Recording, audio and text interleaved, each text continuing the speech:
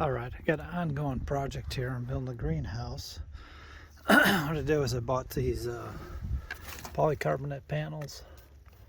I think they're about 1/4 inch thick, double layer. They got UV protection. I bought some, and this is the greenhouse so far.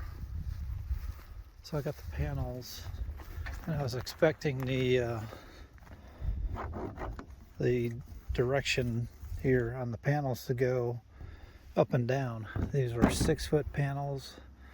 They didn't really have a picture or close-up of the direction, but I'm just going to make that work. And then I've got polycarbonate, same thing, for down on the bottom here. And I'll just this is all handmade. It's not a kit or anything. And how I started, I measured off an area. I had most of this lumber is leftover lumber from another project that I took apart. It was at our old property. There was at a workshop inside the pole barn. I took all this lumber and rebuilt it into a greenhouse. We put in the poles, so I bored some holes with my tractor. I got some used 4x4s, put those in, about 1.5 feet, 2 feet deep in every corner. And then we pre-built these walls. These are, the walls are 9 feet. This direction, they're 9 feet. It's what I had. The old workshop was built with that size. I think the wall height was that size. So I pre-built these walls. So 9-foot section plus add on this distance here, 3.5 inches here and 3.5 inches over here for the thickness of this wall. So this section's 9 foot, but you could use standard lumber if you have that laying around, 8-foot lumber. And then I went, these walls are 8 foot corner to corner, and I just stuck them on the ends. So these were all pre-built, top, bottom plate, treated lumber on the bottom, and I put in 2-foot spacing from here to there between the studs, except for this one is a 1-foot spacing there because it's 9 feet. So I'm gonna have 2-foot wide polycarbonate panels covering those. Katie, barn cat.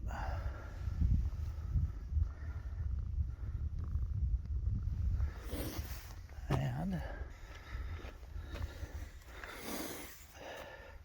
this is the wall. So then I put a whatever height I wanted to peak at, cut a board, and then I put 2 boards, one on each side of that center board, and I installed a 2x6 in between and just kind of flush cut that.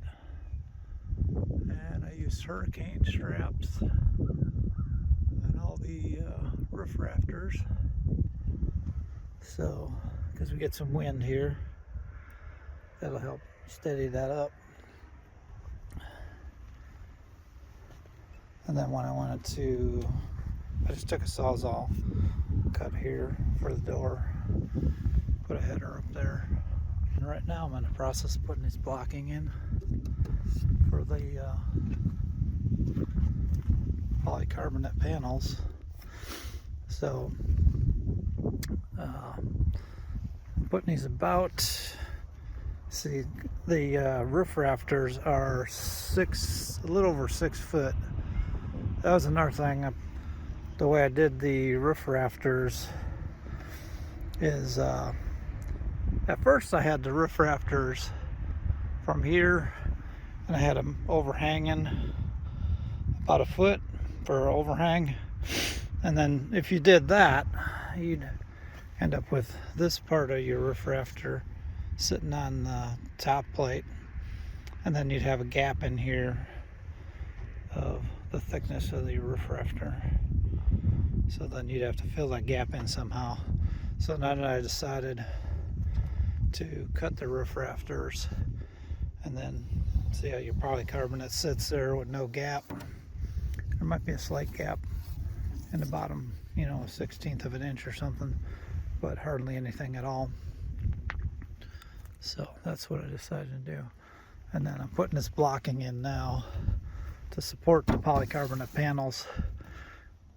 As we get some wind here, you wouldn't want a 6-foot length of this unsupported. So I got these blocking I put in about approximately 1.5 feet, 2 feet apart. I just kind of equally spaced them. And I screwed in from one side.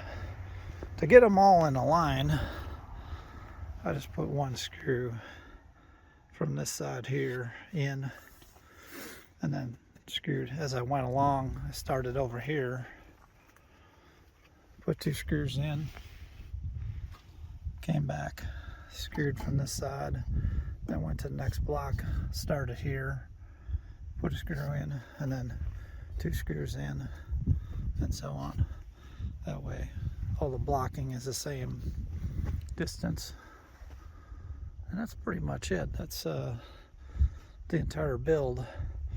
I need to come back here and do some filling. What I do is I leveled the walls, and then I'll just have to fill some dirt where it's not touching ground yet. Being treated lumber, this should last quite a few years. If you want to make it last even longer, I would say you could put some blocks under it, cement blocks, level up your cement blocks, and then put tar paper on top of your block, and then a treated sill on top of that. But this, I think it'll last a good 20 years or so, being built this way. And the way I attach the, here's where I attach the, to the 4x4s that are into the ground. That's what's holding us. I just attached this 8-foot wall to the 9-foot walls on the ends, and then I came back with just a piece of scrap, put screws in it to the post. I think that should anchor it pretty good. If you're really worried about wind, you could do it on this side too, or put lag bolts through to the posts, right through the lumber. Or you could come across here with a board, which I probably will. I'm gonna have to put some support boards in the walls too. I'll put some blocking in there too, and some reinforcements. I'm gonna be able to take some angles, pieces of wood, angle it down to here to give it more rigidity, side to side like that. And the top, I'm going to block that in too. So when I get done doing the blocking in the roof rafters, I'm going to probably do is put some blocking towards the top here, from like there to there on the inside of every rafter, all the way across the top to stiffen it up from here to here on down. And that should give it a lot of rigidity, because these polycarbonate panels don't stiffen it up much. It's not gonna, say if you were putting OSB on here and it was a shed, it'd be a whole lot easier. But this is gonna be, see, the sun is usually this direction here. This is southwest. So most of the sun is going to come off of this side here. These 3 sides, that side, this side, and the side where the truck is. And then the back side probably won't get as much sun, except for early morning, because the sun rises over here on the other side of the mountain. Goes on over, sets over here. That's how it does in this time of year. So when you're planting your greenhouse, you may want to look at that too, the layout of the layout of where the sun rises and sets. So the majority of the sun will be on this side most of the day, from say 10 o'clock, 11 o'clock on till sunset. It's going to be on this side. But that's it. That's the greenhouse build. So far, I haven't spent a lot on it because I had leftover lumber. I'd say if you built this from scratch, had to buy all the lumber, everything, you're going to end up probably spending $300 or $400 on lumber.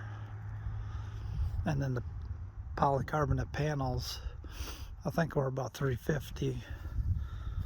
And the screws, I'm using roofing screws for like metal roofing with a little rubber washer underneath them to hold them. And then I put this ventilated tape on the end of the panels here so you don't get moisture buildup inside the spacing. So that'll ventilate it. And then you can buy strips. Say, okay, you got one panel here and we'll put the next panel here and they're going to butt up. You can buy these strips where they'll fit into, you screw the strip down and you slide your panels in. But I'm doing it for less money. I've got some butyl tape. Show you what this stuff looks like.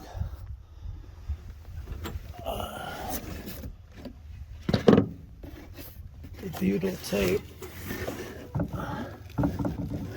It's like a metal foil on the outside, and it's like a real sticky, gooey, gummy stuff. You can see some oozing over here. And what you do is you take this butyl tape and you just tape over all the seams. And that's how you can do it for less money. These little strips that go between the panels are like $30 a piece. So that'd be $30, $60, $90, $120 per side. So it'd be like $240 just for those little strips. And this roll of butyl tape, I can't remember how much it was, maybe $15. And I'm not sure if I might be able to get the whole roof done with this one roll. It's 33 feet of it. I'd have to figure that up. I think that's enough for the roof, since there's 6 foot lengths over each seam. So there's a tip: get some butyl tape like that if you're more on a budget and you want to spend less money. These screws I'm using to assemble a 3-inch kind of weather resistant. These are some heavy screws. So if you put something together like this with screws, they may end up breaking if it flexes a lot. But not with these. These are some real heavy screws. They're not a thin profile screw like, let's say this one here, an old screw. You know, buy the heavy ones. I don't know if you can see the thickness difference in that. It's quite a bit thicker. These are some heavy ones. What brand they are? I think I got those from Home Depot or Lowe's. But don't skimp on your fasteners. Get the heavy ones, and they're coated for outdoor use. Don't buy this type, whatever, zinc coated. I wouldn't buy those for outdoor use. And then I had this already, but you can cut your plastic panels. Your polycarbonate, get a sawtooth blade like this, and then if you need to cut your panels, you can use this to cut your polycarbonate. Just put the blade on backwards so it doesn't chip out on you. Anything else?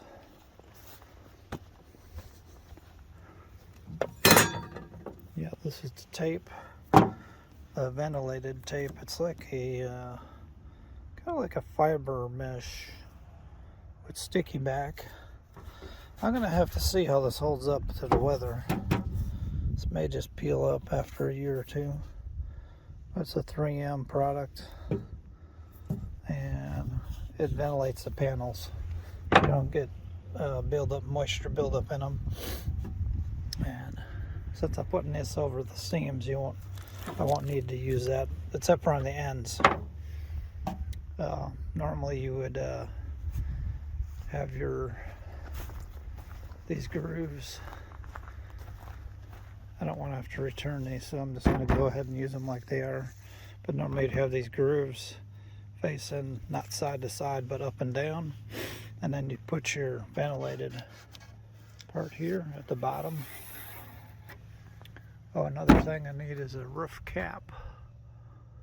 Cap that off, and I got some leftover barn metal. I'm gonna cut strips and put that up there. I think I have some that's probably 10 feet long. I could just go one continuous strip for the top cap there. And that's about it. When I get done here, I'll do some more video of it, show you what it looks like. And then of course you got to build shelves inside too. What we're going to do is we're going to fill this up with chicken compost in the bottom for growing our plants. We're going to grow them right in the bottom. A lot of people put gravel inside their greenhouse, and then they grow all their plants on shelves. So this is something different too, where I built the walls are about 4 feet high, I'd say. And then I'm not sure what the pitch of the roof is. I just went with whatever looked good. I kind of just took a 2x4 and braced it up, and I said, okay, when I come in here, I can stand in here and not hit my head on these rafters. I can get all the way up to, if I stand in between the rafters, I can get up within maybe a foot of here, the outside wall. So you'll have to adjust that to whatever works for your height, how tall you are. I've seen some people have, you can build an A-frame without any walls. I've seen some people build their walls just 2 feet tall, and then they have a roof in there. Or I've seen some that actually build the walls 8 feet, and then they got a roof on top of that, but it's a lower pitch than this. If you use a lower pitch roof, you'll have to build your walls up higher if you want to stand inside there. I decided to go with shorter walls and a higher pitch. The rain and the snow will run off better in a higher pitch like this. So that's something to think about too. But if you have any sort of wind, I would definitely, you wouldn't just see those wood split here. When I put that one in there, I could have pre-drilled those.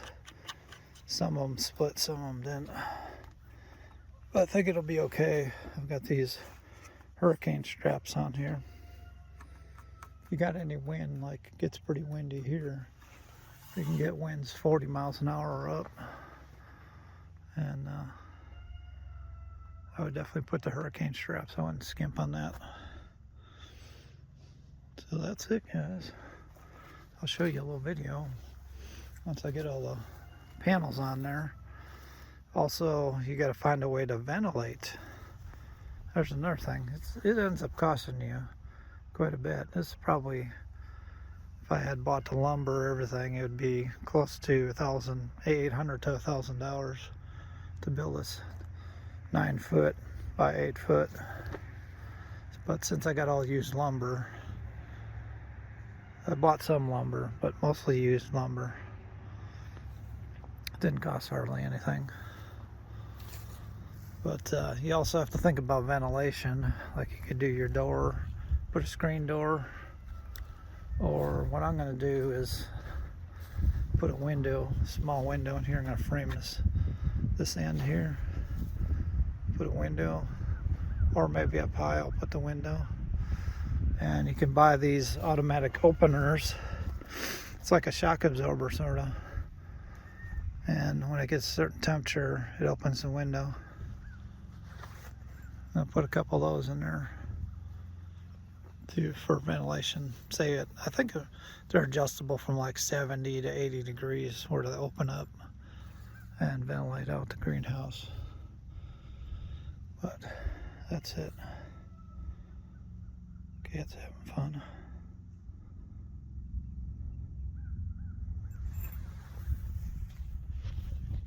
Okay, I got all the bracing done. Braced in here for the plastic panels. Braced in the roof every couple feet. I've got the one panel installed so far. I got a shelf put in. I got the bracing in the top. Angle bracing here. This thing is real stiff. Braced all the corners. This is going to be the shelf in here, so it doesn't take up any space on the floor here. We just got a shelf on this end here. It's about 8 feet. Yeah, it's an 8-foot shelf for potting things up, and I'll put some trays up there, probably some seedlings in them. But the bulk of our planting is going to be down on the bottom here. So all I got to do now is install a window. I'm going to put a couple windows here. One window here, and on the other end too, and frame in a door right there. That is it. Put the glass on. It's gonna work out pretty good, I think. Okay, so we got the greenhouse just about done. We got all our glass installed. We have all the seams taped. I got the roof, the peak covered, and I spray foamed up in the top there so there's no holes. Got our door, and we also installed a couple windows. The wind mainly goes this direction or this direction, so we installed a window here, which is what we're going to do.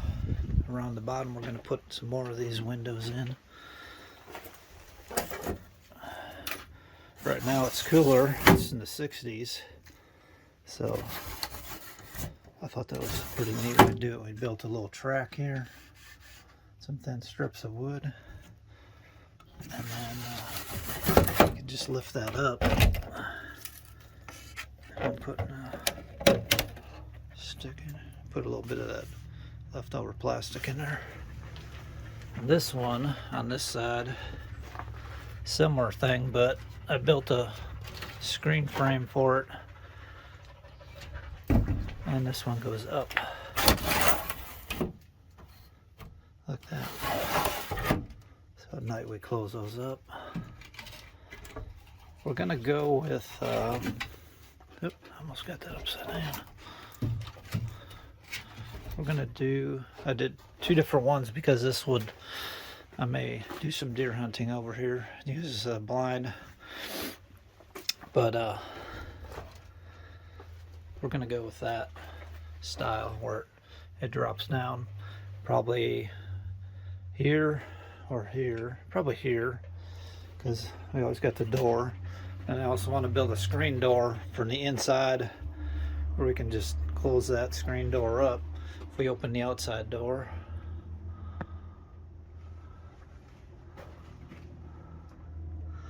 And I've got one shelf in here, which I've got a bunch of flats planted out. What do we have here? Okras, peppers, tomatoes. This one's all tomatoes, beefsteak, and aroma tomatoes.